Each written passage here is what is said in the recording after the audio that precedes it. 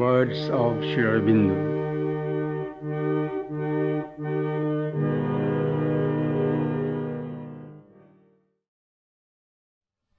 The divine life. To be or become something, to bring something into being, is the whole labor of the force of nature.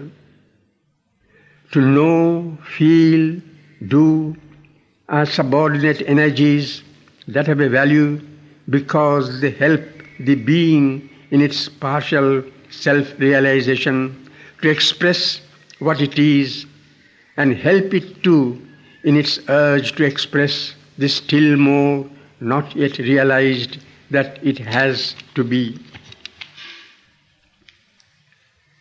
To be and to be fully is nature's aim in us. But to be fully is to be wholly conscious of one's being. Unconsciousness, half-consciousness, or deficient consciousness is a state of being not in possession of itself. It is existence, but not fullness of being. To be aware fully or integrally of oneself and of all the truths of one's being is the necessary condition of true possession of existence.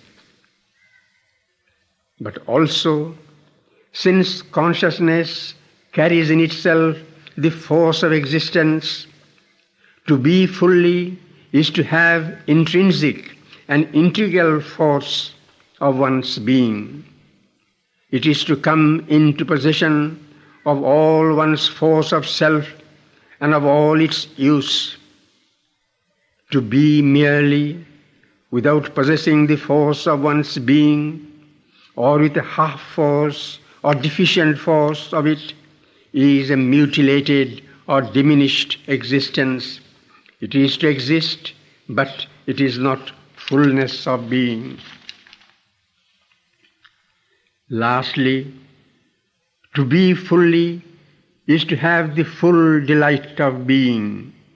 Being without delight of being, without an entire delight of itself and all things, is something neutral or diminished. It is existence, but it is not fullness of being. This delight too must be intrinsic, self-existent, automatic. It cannot be dependent on things outside itself. Whatever it delights in, it makes part of itself, has the joy of it as part of its universality. All undelight, all pain and suffering are a sign of imperfection, of incompleteness. They arise from a division of being, an incompleteness of consciousness of being, an incompleteness of the force of being. To become complete in being, in consciousness of being, in force of being, in delight of being, and to live in this integrated completeness is the divine living. But again, to be fully is to be universally. To be in the limitations of the small, restricted ego is to exist, but it is an imperfect existence. All being is one, and to be fully is to be all that is. To be in the being of all, and to include all in one's being. To be conscious of the consciousness of all, to be integrated in force with the universal force, to feel all selves as one's own self, to feel all delight of being as one's own delight of being, is a necessary condition of the integral divine living.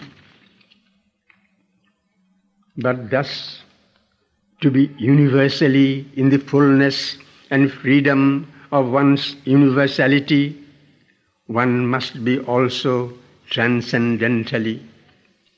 The spiritual fullness of the being is eternity.